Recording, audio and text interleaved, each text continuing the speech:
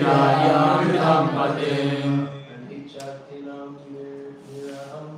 Anishatinam niraharam Arkostam sanya vartata Arkosam sanyavartata Evam vilapatinam vai Parigrahayamritam patim Parigrahayamritam patim Anicchatinam Nirharam Arkostam sanya vartate Arkosam sanyavartata Evam vilpatinam vai Evam vilapatinam vai Parigrahayamritam patim Parigrahayamritam patim Anicchatinam nirharam Arkostam sanya vartata Arkostam sanyavartata. Everyone? Yes. Okay. Evam thus Vilapatinam Vilapatinam of the lamenting queen. of the lamenting queens. By indeed Indeed, Parigraya taking on their laps. taking on their laps. Mritum Mritam, the dead. the dead. Patim Husband. Anicchatinam Anicchitanam, not desiring. not desiring. Niraharam Niraharam, the carrying out of the body. the carrying out of the body. For the funeral ceremony. For the funeral ceremony. Arkaha, the sun. Astam, the setting position.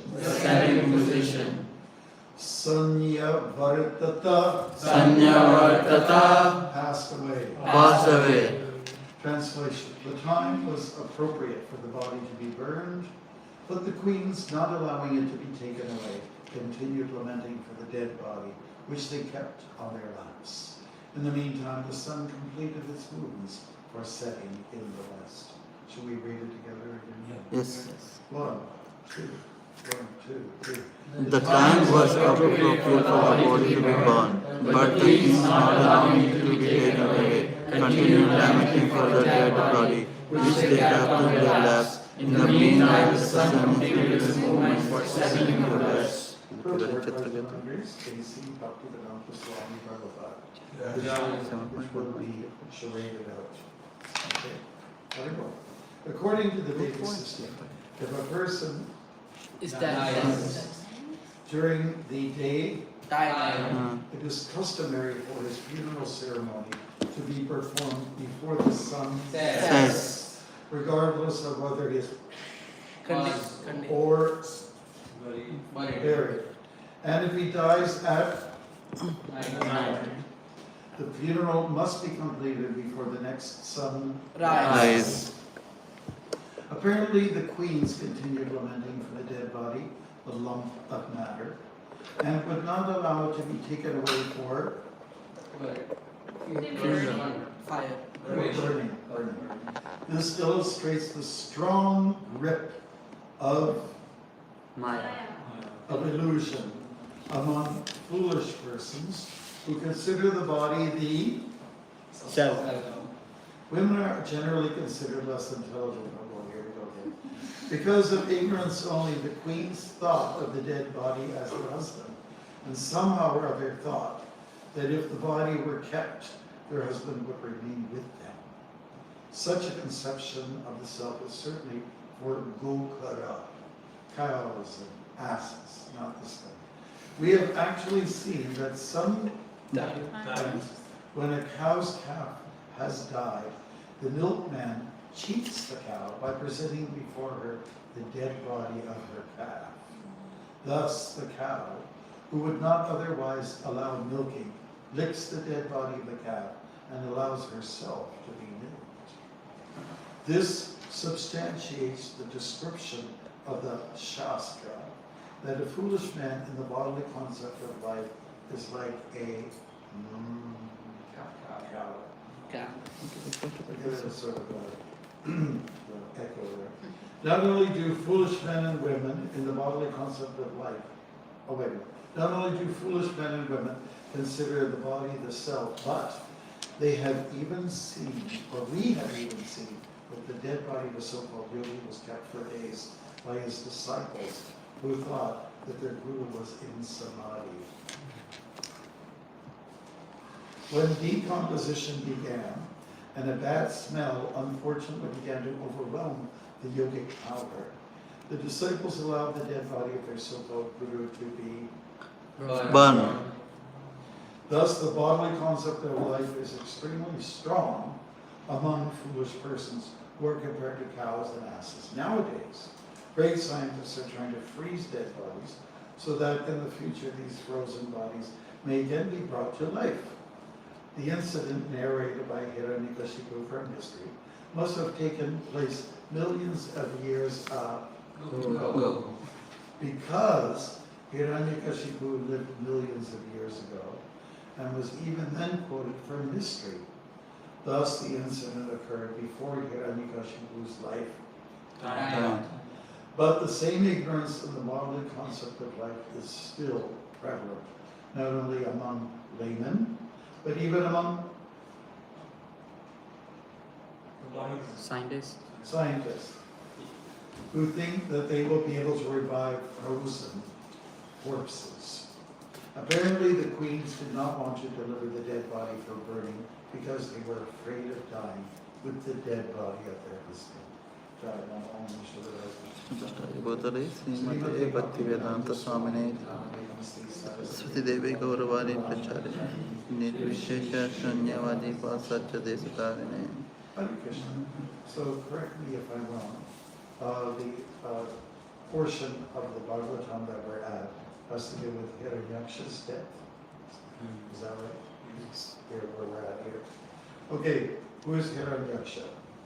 He's the brother of Hiranyakashipu, and they both were into gold. Here. Hiranya means gold, right? And Kashipu means soft bed, which refers to Napajis. And, his relationship with Napajis, not to blame them, but, he was into, that kind of lifestyle. And now he comes through, Hiranyakashipu will come through as a philosopher, as a pandit, and he's set up to console. Right? Now, I've been to a lot of funerals, and when attending these funerals, people are very sober, grave, some are highly emotional, and you don't get people that are ecstatic. I've never seen somebody just coming along and say, "Hey, great, he's going back to Godhead." I don't quite see that. All of a sudden, it's so great to reveal the Lord. Usually, it's from somber to high emotions, and it's always good. At the funerals where I've been, I usually volunteer. I just start chanting it, so that the emotions aren't overwhelmed, and it's not just a big cry, And so we usually sing something like Shri Ram Jai Ram Jaya Jaya Ram, which everybody knows, and then you go transition it to Hare Krishna, Krishna Krishna, Hare Hare, Hare Rama, Rama Rama, Hare Hare. Now what happens is kind of magical. People do respond.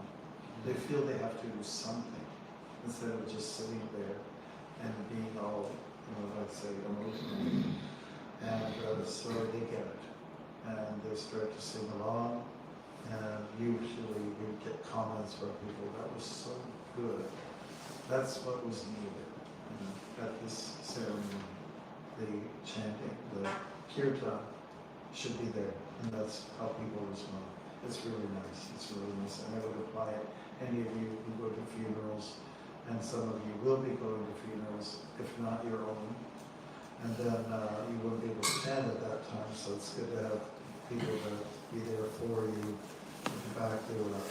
So one thing I want to say about, what I just went through, I went to Sharanagati to visit there, and after the fire hit July 16th, I believe it was, just a couple of weeks Yatra, and it ripped through, started with the thunder, lightning coming, and that started a fire, Now, the place was bone dry.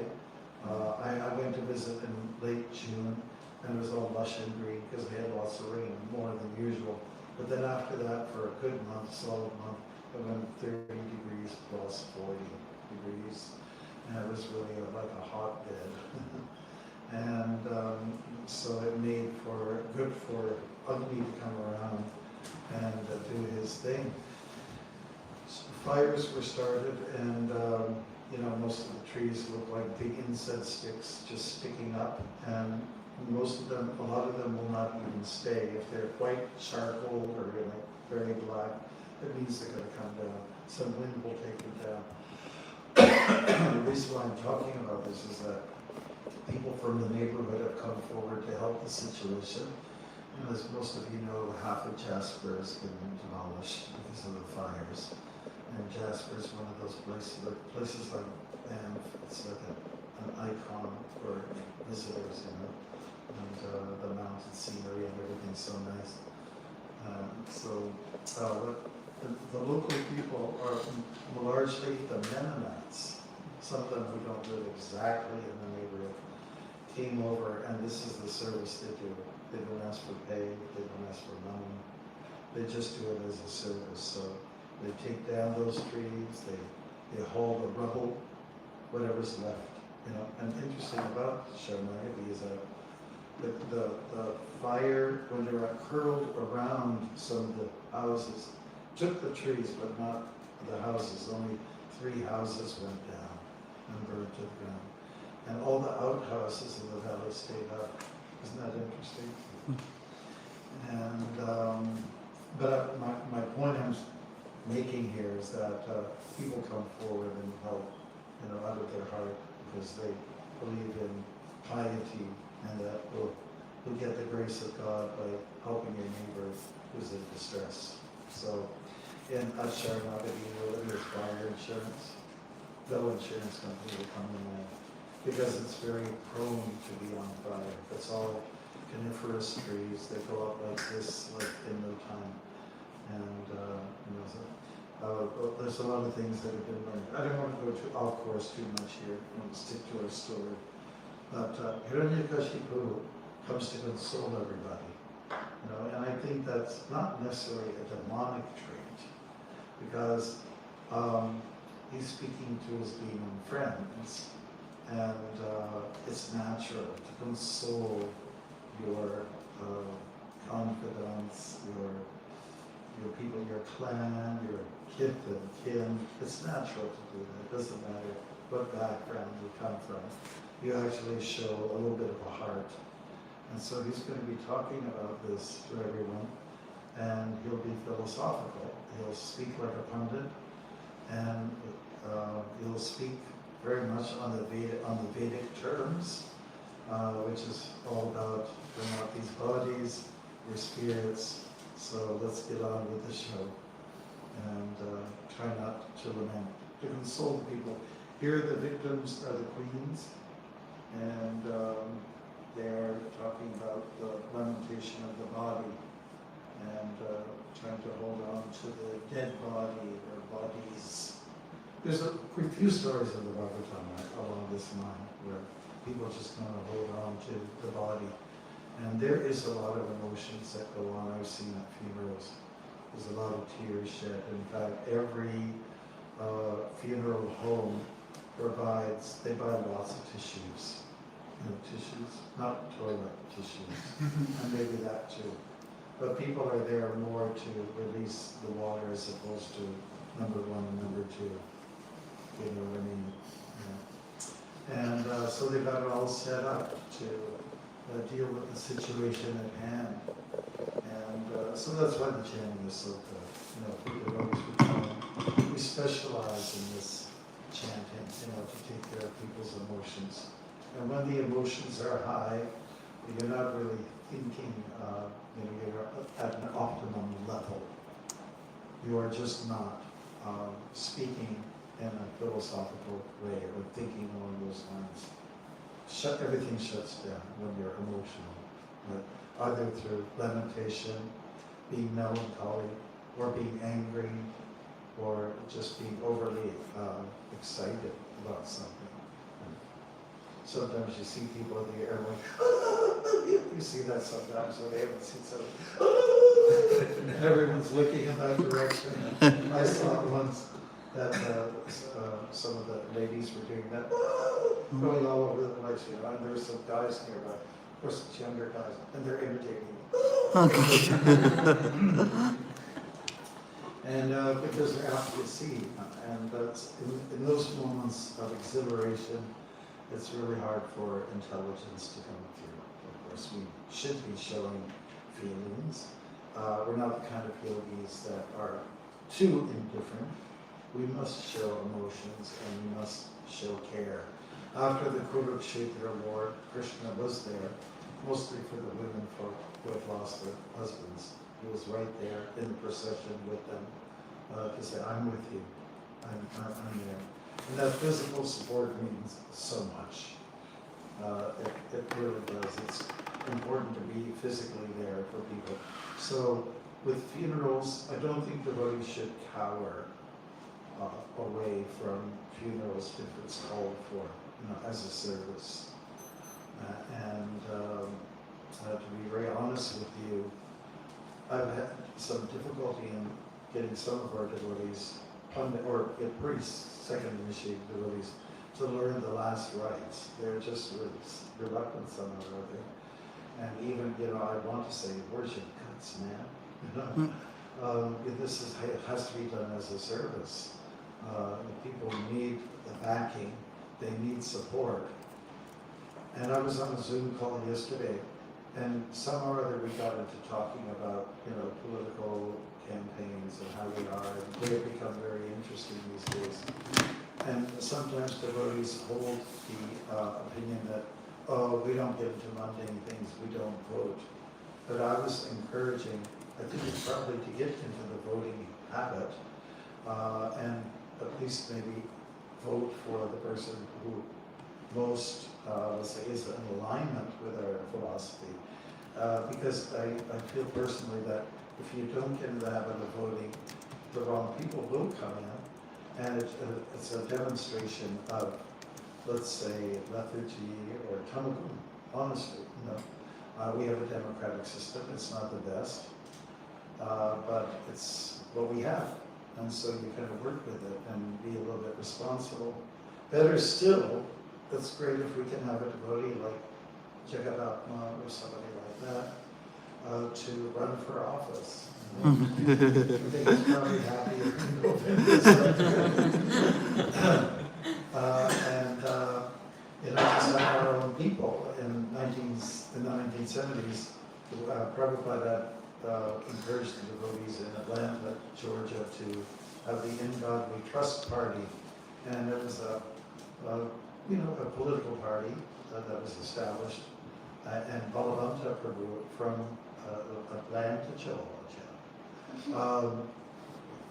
was running for mayor, and it didn't last too long, the campaign, and to my understanding, it was dissolved because devotees got a little bit too affected by the people around them, that whole political world. And we were all young men, basically in our 20s or late 20s, at the most, maybe hitting 30, still young, you know. And so Prabhupada was not against us being plugged into the system, even though we put it down a lot. If we become too complacent and not vote, you know, just the wrong people might get in there. So, sannyasis may not necessarily participate.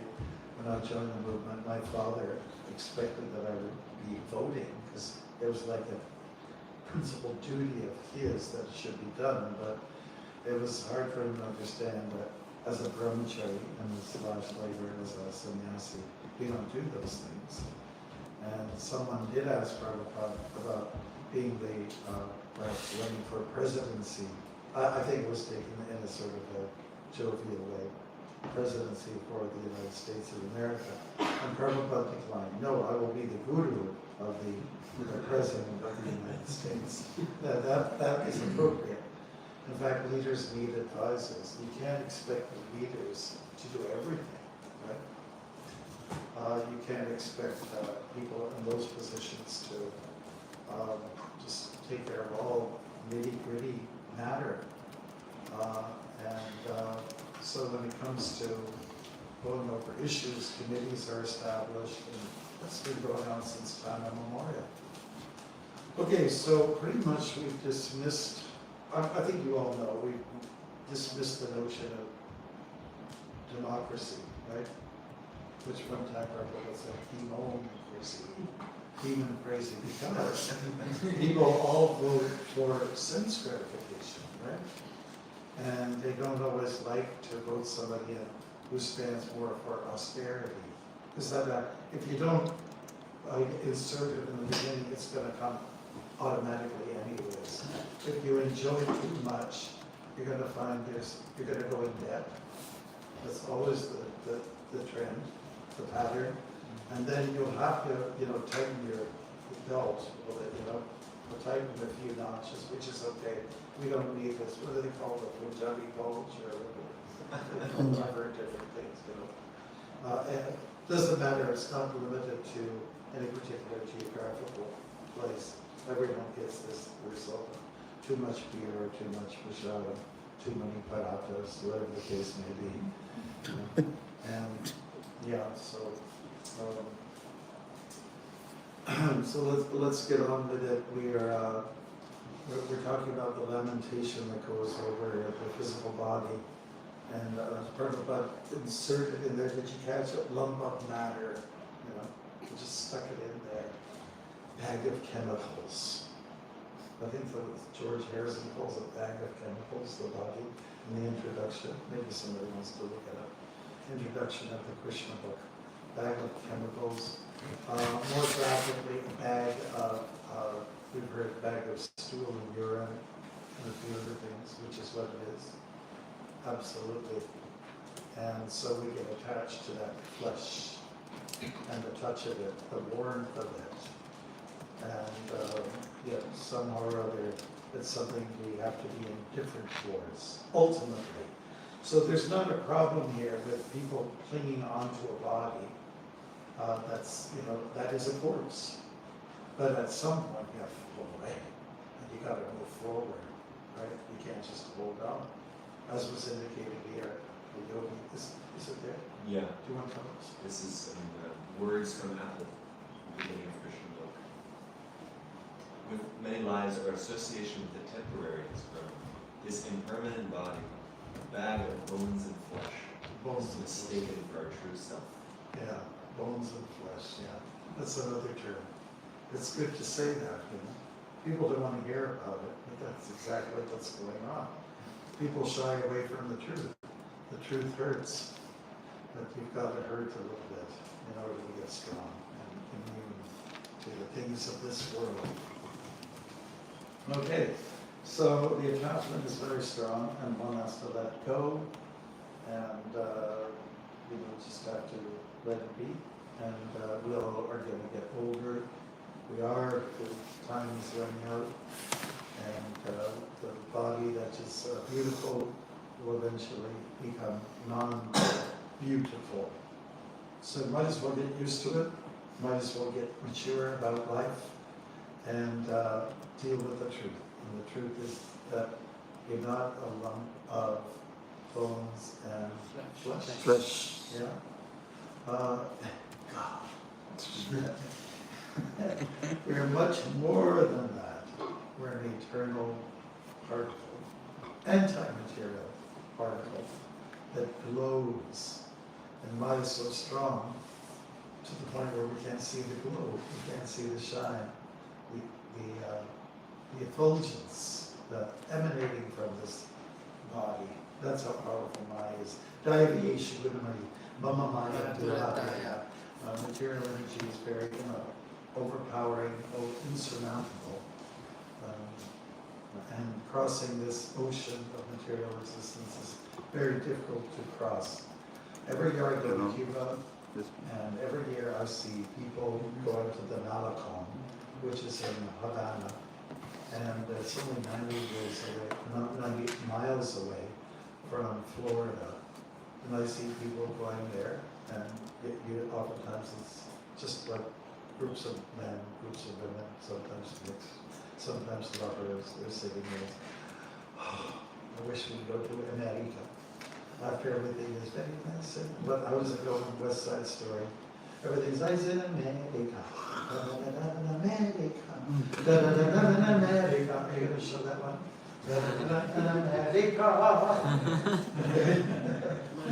That's a song by the Puerto Ricans, who came there, landed in New York. The whole story of West Side Story is a modern take on Romeo and Juliet, and how there was a feud between the Sharks and the Jetsons, or the Jets, or something like that. Sharks. But yeah, I think the Jets were the red-haired or the white kids, and then the Puerto Ricans were the Sharks. Something like that. And they just didn't get along with each other. Are you finding it? Everything's nice in America. I know that song because Kalatana pointed out, what do you think if I did a song about everything's nice in Rancho?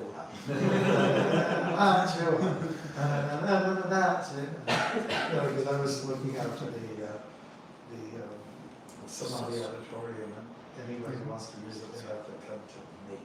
For the keys, Yeah. So anyways, this is a big dream, and I've seen Cubans. I went to a Cuban festival with the devotees. We were doing kirtan. Didn't pull off very well. They weren't so favorable. There were some streets blocked off in a section of Miami, and we were having kirtan. I just saw that I mentally compared the Cubans in Miami to the Cubans in Havana, and at least according to my deliberation, the Cubans in Havana were happier than the ones in America. So after getting to America and experiencing the great American dream, it was maybe quite the opposite. And when it comes to figures, and like your physique, the people in Havana look pretty good. And the Cubans in Miami don't look so good. Too much about excessive stuff, So people dream about the ideal place. The other man's grass is always greener. What are you guys looking at? Are you looking at this? Are you going to put it up there, or eventually? Maybe near the end for a slide in. Do you know the artist name was? West Side Story. Okay, yeah, this is There's a this is film, the I think, from 1960. plate first. It starts off really good. It's one of the biggest classical musicals of all times, judging from the 20th century. Okay, so it starts like this. This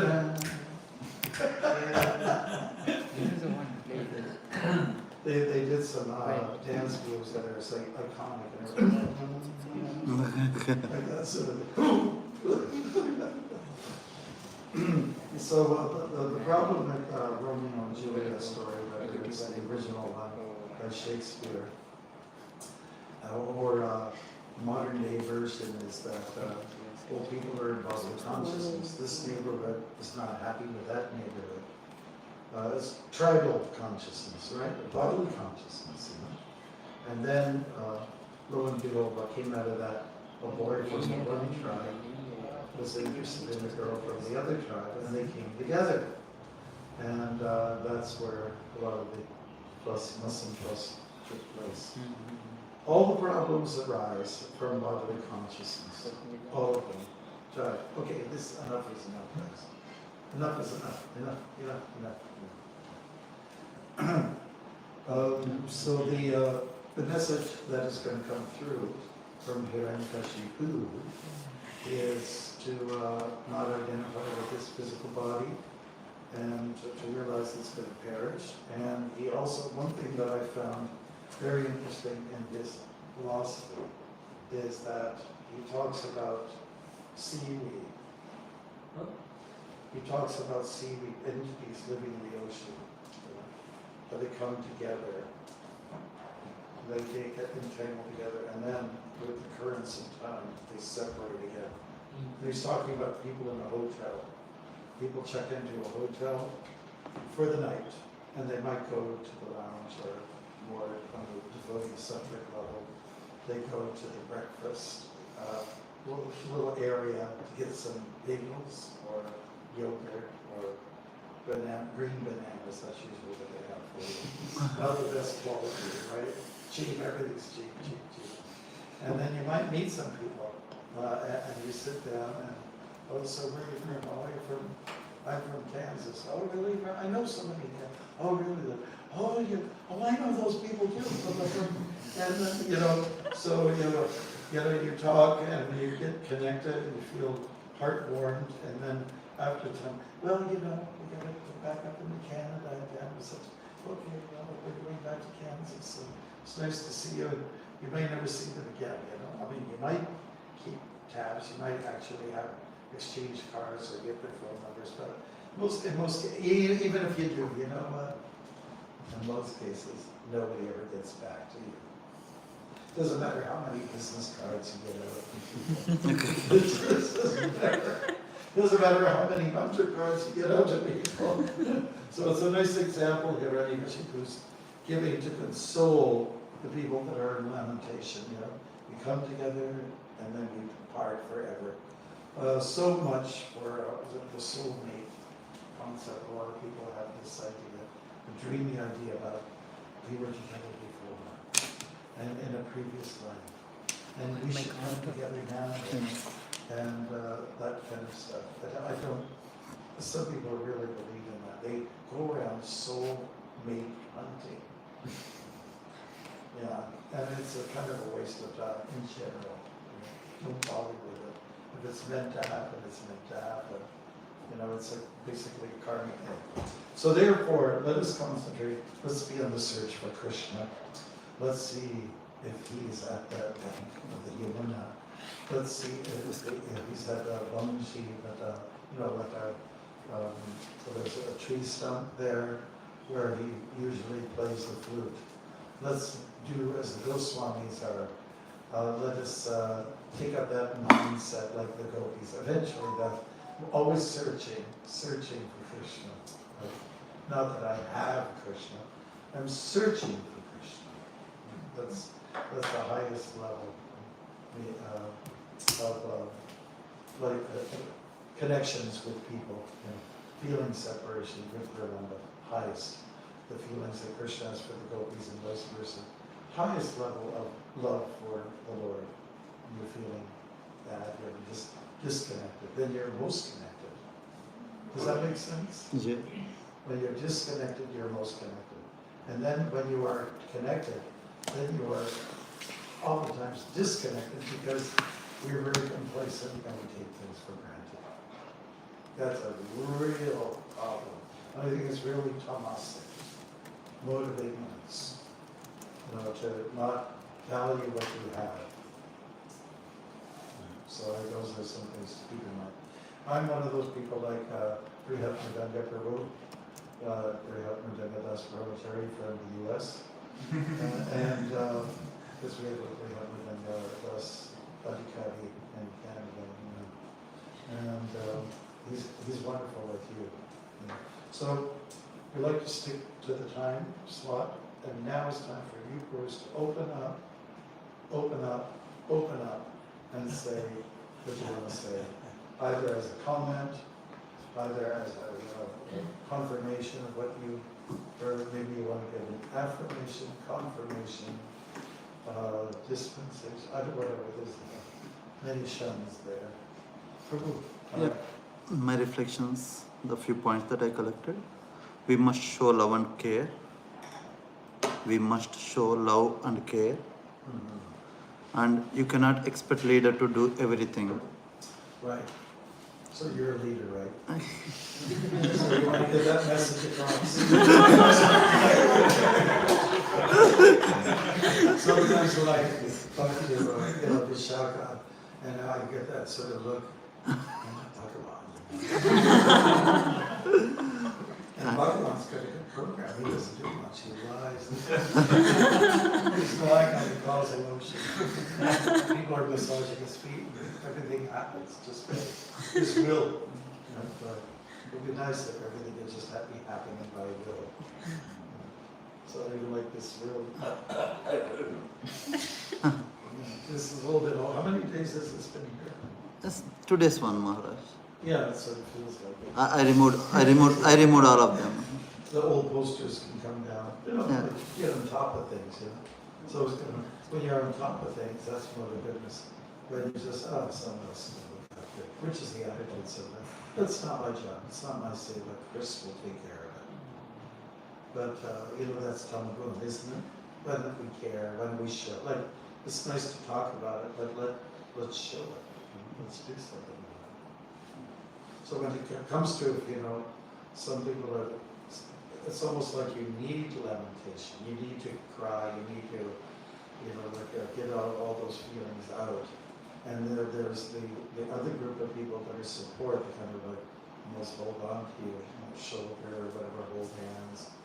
And you need that group of people. You need the chanters. You need the pallbearers. Usually it's people who can lift things, and who can sort of hold it together. And it takes all kinds of people to make an event. And death, the funeral, last rites is an event. It's an event. Yes, thanks for it. Oh, you have more? Yeah, if you would like to. Oh, right. I like the democracy demon crazy, Yes. that point. And when you're disconnected, you're more connected. Right. Disconnect That's to, right. yeah. Disconnect. Disconnect to connect.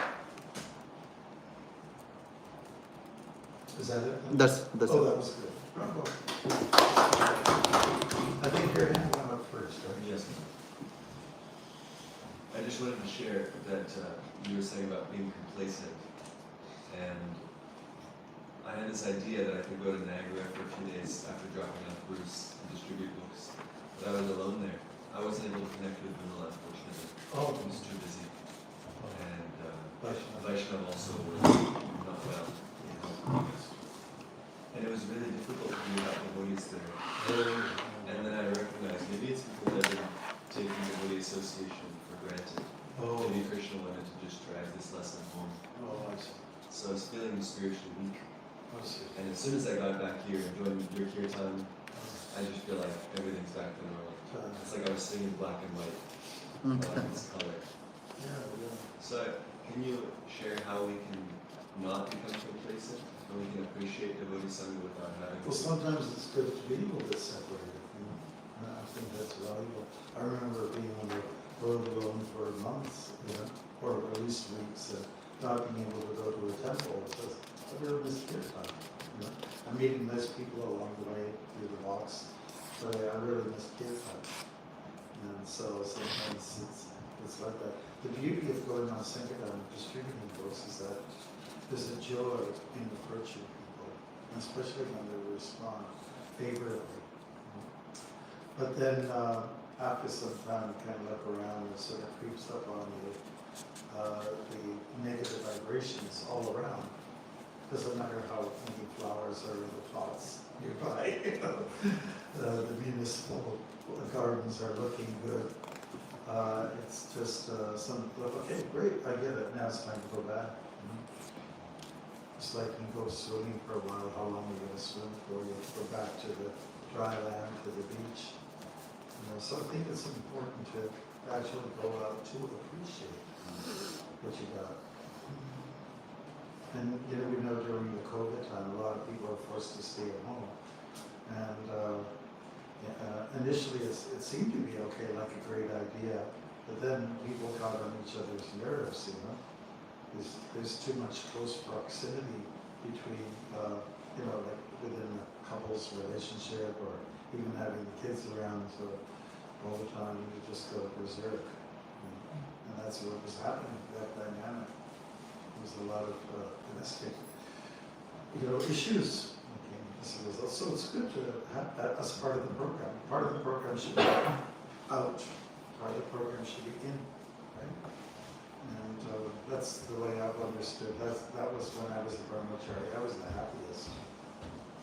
And here's how it used to work. We go and Sankirtan for a whole week, Monday to Friday. Then we come back on, often that's like Saturday night. And then, everything's very nice. And then you pick up on a little bit of politics here. Is that, let's get out of here. It's Monday morning, let's go. Wherever there will be people, there will be politics. There will be, confrontations. So what's nice about Sankirtan is you meet somebody and it's a brief encounter, right? Like I was watching you guys in action yesterday. It was a brief encounter. Hey, buddy. And you're coming from Dharma Prabhu was very good about with that. He was the best before he had to start. Hey, buddy. We got April. Oh yeah. But he was the best. So that's how I would respond to that. I think be alone for a bit and then come back. Yes. Oh, I'm sorry. You You just said that philosophical knowledge is something that purifies your consciousness. In the previous cantos as well, when one of the demons were fighting with Indra, he was motivating Indra at the same time. Right. And here as well, he's motivating in a very right way. So, don't they? What happens to them? They have a good amount of knowledge. Still, their consciousness is impure, and still they are demons. Yes, yeah, because they get overwhelmed by the greed factor. It speaks louder than wisdom, isn't it? I mean, even Duryodhana, it was pointed out by Krishna when he made his plea for peace. Krishna went to visit Duryodhana just on his own, and he was complimenting him. You're a good statesman, people like you. Apparently, he was a good organizer, but he was overwhelmed by greed. That was the problem. Really, it was. And so you have to check yourself. If you're greedy or fussy or very envious or jealous of others, you really have to check these, shortcomings. So wisdom can be destroyed through these factors, what are the attributes of the cohorts of body, lust and anger, greed, madness, envy, and illusions. Six companions, cronies, if you will. You can be easily overwhelmed, even if you have wisdom, by the desires within. The desires gets us into trouble in the beginning. Like selfish desires, Ichitvisha, Mohina Bhagata. That's the verse that Prabhupada speaks from. Is it 7? Ichitvisha. Somebody can look at Ichitvisha, Samudhina. It's desire, or let's say ambition and contempt, or desire and hate that get us into trouble. When we say desire, we're talking about excessive desire. If anybody asks you, why did we fall down in the first place? And it's what keeps us here too. Right? What keeps us here too? Overly possessive or over-attachment. 727. 727, yeah. Internet 727. little slow. Is there. Okay. Then we have another question here, then we go back to I just want to, I really like the observation that you made about the Cubans that you knew in Havana versus the Cubans that you knew in Miami. Just on the topic of having some sort of dreamy idea of what's to come, or something that's out of reach or something like that, and how it kind of it veils our understanding of what we have right now, and we should be very grateful for what we have right now. Yes. either be a great fool or be a great fool. You know, I mean, gratitude is everything. You know, gratitude means appreciation, means love. That means, you know, like so the heartfelt condition is just like spreading out. And so always show gratitude. There's got to be a lot of thank yous.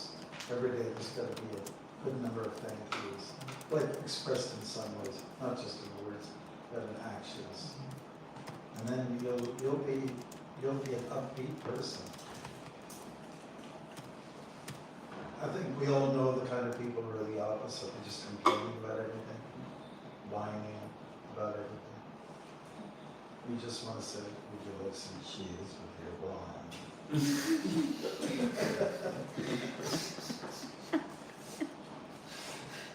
We have to remind some of the boys about that, you know. Whining too much. You're not counting your blessings. Blessings are there. I think it's a mental condition. And when people just are on the prowl of complaining. The cynicism. Cynicism, I think it's the biggest sin. Cynicism. To be negative. And complain about it. Hey, they did this to me and I don't. Must be going down. All right, anything else? Should we see the beginning of, we have it there? We have it here. This one? Well, what about the opening scene is all about Skip the ad. Skip the ad meditation. fast. Quality platform. Okay. Let's no, make this no. clean. Hmm? Back? It takes a long time to get this together. No, back. Again back. This No. one? No, no, no, no. Back? Yes. No. Just click on the sound. Yeah, yeah. Okay. Well, yeah, I was just thinking about the Yeah. opening. On the TV. TV.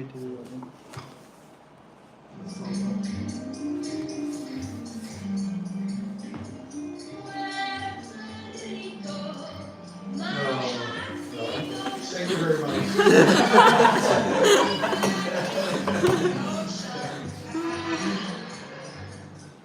It's okay if you want to do it. Just the opening scene. Better? Opening scene, it's the film. It's the film West Side Story, the opening, which is just to do with boys. Once an immigrant, always an immigrant. Hey, look, What's brainwashed. It's even at Puerto Rico and how she's queer for Uncle Sam. Oh, that's not Do the opening scene. Oh. No, this is the beginning. Okay. Marriage. once an immigrant, always Yeah. an immigrant. Hey, look. That's all. Bruce, thank you very much. Just show up, I'm sorry, I'm done with this, the thespian versus therefore I'm bringing up examples.